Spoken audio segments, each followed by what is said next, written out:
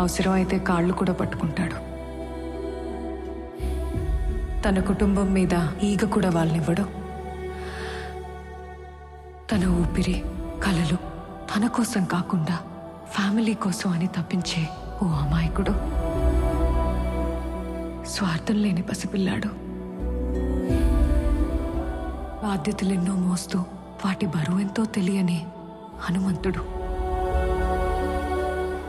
తన సరదాలు, సంతోషాలు అన్నీ వదిలేసి కుటుంబం కోసమే తపస్సు చేసి 25 ఏళ్ల ఓ ముని తను.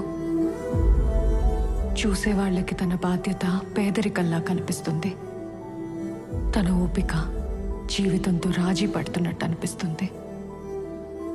తన లైఫ్ స్టైల్ అపహాస్యంలా అనిపిస్తుంది. కానీ దగ్గర నుంచి చూసిన వాళ్ళకే తెలుస్తుంది, ప్రపంచంలో ఎక్కడా లేనంత ఆనందం ఆ కుటుంబంలోనే ఉంది అని.